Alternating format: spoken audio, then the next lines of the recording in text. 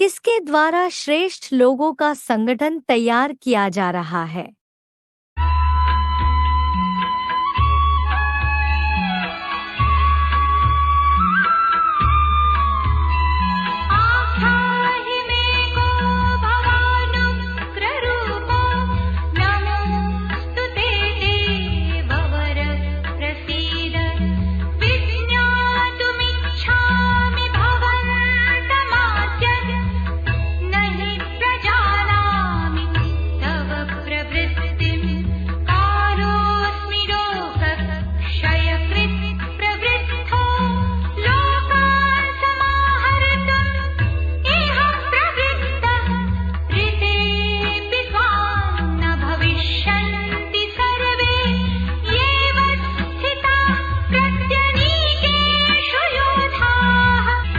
देववर में आख्या ही, हे देवश्रेष्ठ महादेव, मुझे बताइए, उग्ररूपा भवान कहत, भयंकर रूप वाले आप कौन है? ते नमा अस्तु प्रसीद, आपको प्रणाम है, प्रसन्न हो जाइए। भवंतम आद्यम विज्ञातुम इच्छामि, आपके आदिकालीन को जानना चाहता हूँ।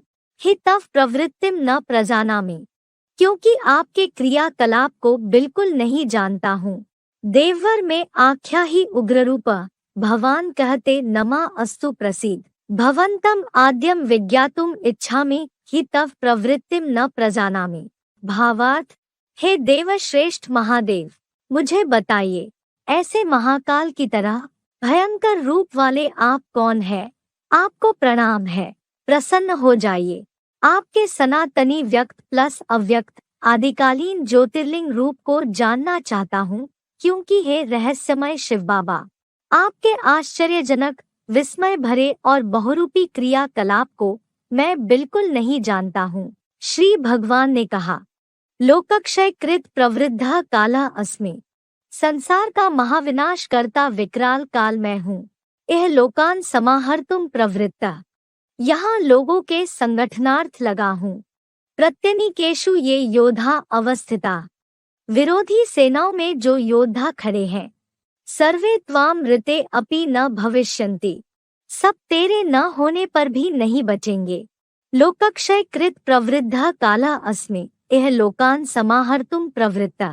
प्रत्यनीकेषु ये योद्धा अवस्थिता, सर्वे त्वाम ऋते अपि न भविष्यन्ति। भावार्थ, संसार का महाविनाश करता कल्पांतकालीन विकराल काल मैं हूँ और सब धर्मों में से यहाँ शतवर्षीय पुरुषोत्तम संगमयुगी शूटिंग में विष्णुलोकीय वैकुंठ के श्रेष्ठ लोगों के संगठनार्थ लगा हूँ। विरोधी धर्मों की सेनाओं में जो योद्धा बड़े ज्ञानी बने खड़े हैं, वे सब तेरे धर्म युद्ध में न होने पर भी नहीं बचेंगे, अवश्य अनिश्चय की मौत मरेंगे। महाकाल की तरह भयंकर रूप वाले। रुद्र माने भयंकर रूप जो धारण कर ले, इतना भयंकर रूप जो दुनिया में कभी भी किसी ने धारण न किया हो, ऐसा महाकाल का रूप जो सारी दुनिया को खा जाएगा, लेकिन उसको कोई खा नहीं सकता। कालों का काल महाकाल, जिसको कोई काल खा नहीं सकता। सनातनी व्यक्त प्लस अव्यक्त ज्योतिर्लिंग रूप वो क्या है? निराकार है। तो बच्चों को भी नंबरवार निराकार बनाकर जाता है। निराकारी, निर्विकारी और निरहंकारी बनाकर जाता है। इसलिए बोला, जो भक्ति मार्ग में कहते हैं तत्त्वम, वो ही तुम हो। जो अव्यक्त है वो व्यक्त भी है।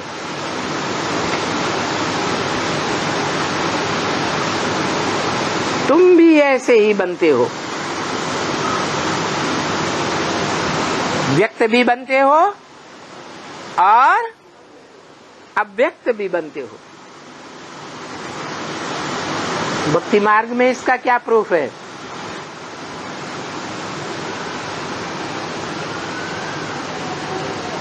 गीता में तो लिखा है अव्यक्त मूर्ति ना।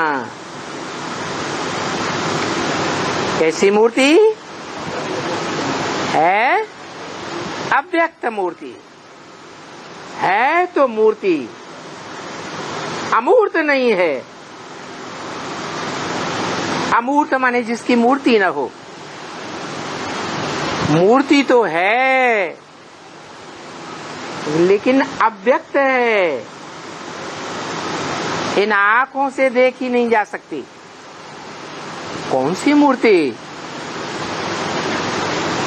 शंकर की मूर्ति तो आंखों से देखते हैं, नहीं देखते? देखते हैं। फिर कौन सी मूर्ति है जिसकी यादगार इस दुनिया में दिखाई जाती है? हैं? शिवलिंग। लिंग माने साकार बड़ा रूप। मूर्ति तो है। दुनिया की बड़ी बड़ी खुदाइयां हुई देश विदेश में, वो लिंग मूर्तियां सबसे जास्ती तादाद में मिली। लेकिन अव्यक्त क्यों कहा? इसलिए अव्यक्त कहा कि वो लिंग मूर्ति हाथ, पांव, नाक, आंख, कान, ज्ञानेंद्रियां और कर्मेंद्रियां उसमें दिखाई नहीं देती। अरे जब साकार है, बड़ा रूप है, तो वो कर्मेंद्रियां, ज्ञानेंद्रियां क्यों नहीं दिखाई देती? इसलिए दिखाई नहीं देती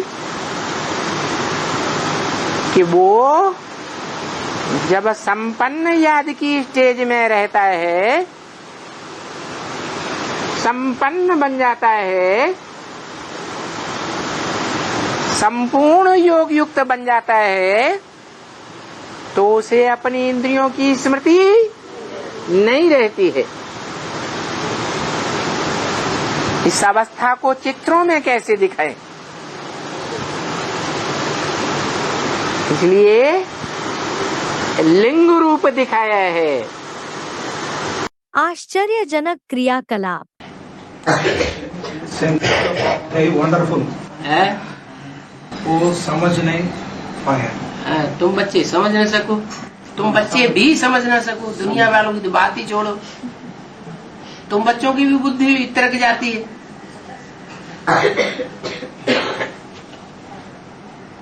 तो वो उसका क्लियर अर्थ है।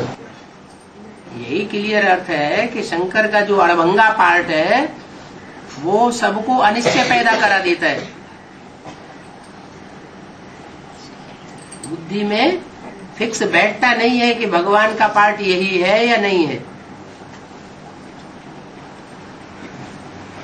सबकी बुद्धि हिलती रहती है।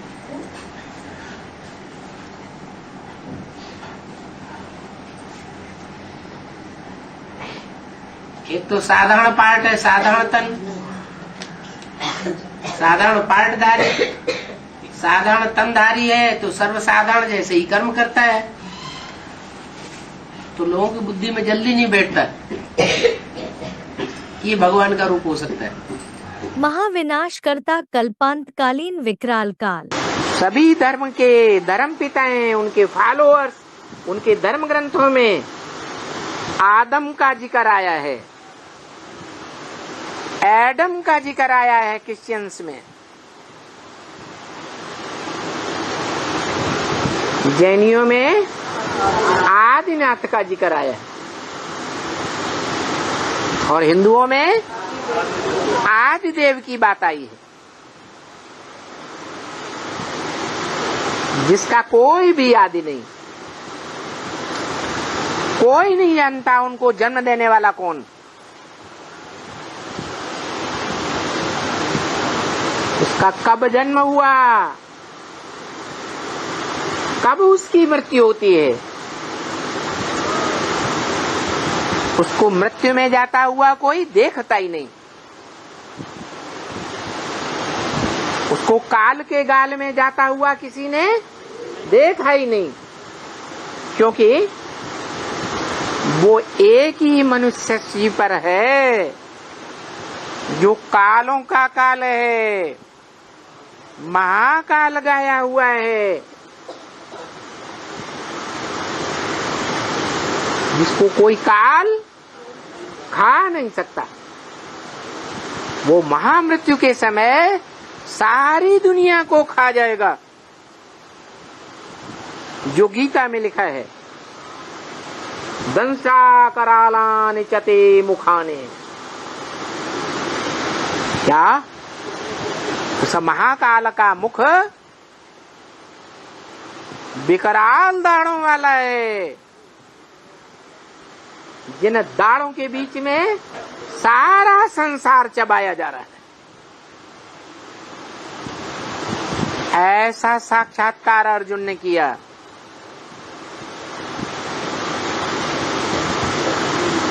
वो दाढ़ें क्या हैं? जो आसमान में ऊपर भी तैर रही हैं,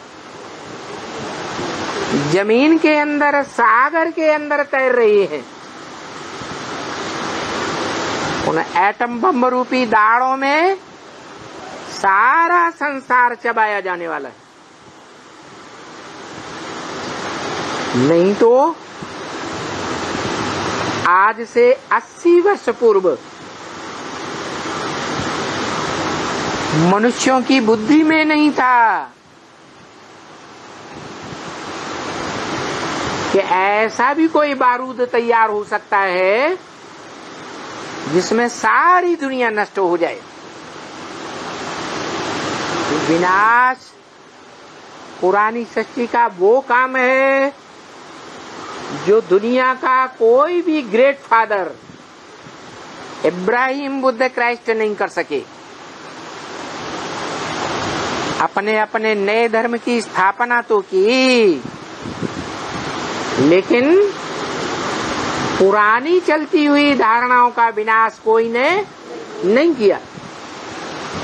दुनिया में मिक्सचरिटी बढ़ती चली गई। जो कार्य दुनिया में कोई नहीं कर सकता, वो कार्य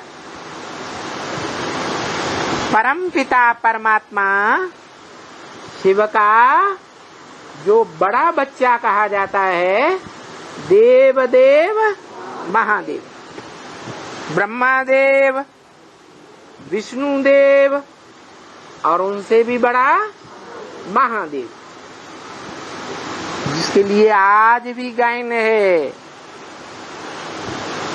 क्या? हर हर बम बम, ये टाइटल लगा हुआ है। पापों को हर लेता है, पापियों का हरण कर लेता है। हर हर काहे से? एटम बमों के विस्फोट करा देता है। श्रेष्ठ लोगों के संगठनार्थ लगा हूँ। वो सर्वशक्तिवान बाप आकर के इस सारी मनुष्य सृष्टि में जितने भी आस्तिक धर्म हैं, गॉड फादर को मानने वाले, उनके बीच में जो श्रेष्ठ से श्रेष्ठ आत्माओं के रूप में माला, जिनका संगठन माला के रूप में सिमरा जाता है, स्मरण किया जाता है, उन माला के मणकों को वो सुप्रीम सोल बाप सर्वशक्तिवान पहले प्रत्यक्ष करता है। खुद गुप्त रहता है, क्योंकि वो गुप्त पार्टधारी है। ज्ञान भी है, छुपा रुस्तम बाद में खुले। नास्तिक धर्म को छोड़ करके कोई ऐसा धर्म नहीं है जिसमें माला न घुमाई जाती हो। माला उस सुप्रीम सोल बाप के द्वारा बनाए हुए ह्यूमैनिटी के श्रेष्ठ से श्रेष्ठ संगठन की यादगार है। धर्म में वो माला घुमाई जाती है। माला के जो मणके हैं हर धर्म की चुनी हुई श्रेष्ठ आत्माओं के प्रतीक हैं। उन श्रेष्ठ आत्माओं को परमात्मा बाप आकर के अभी सृष्टि से कलेक्ट कर रहे हैं। सारी मनुष्य सृष्टि से ये कलेक्शन किया जा रहा है।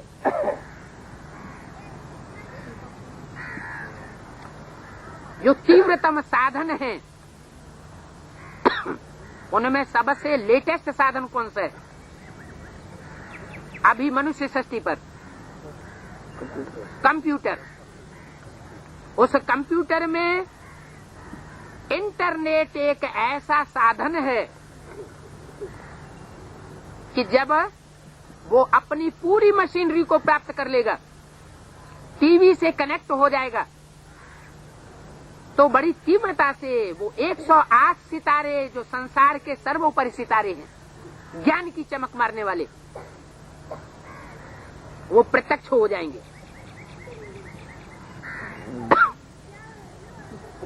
उन 108 सितारों को, 100 सितारों को ये दुनिया का हर मनुष्य मात्र मानने के लिए मजबूर हो जाएगा। उन सितारों के द्वारा सारी दुनिया कंट्रोल की जाएगी।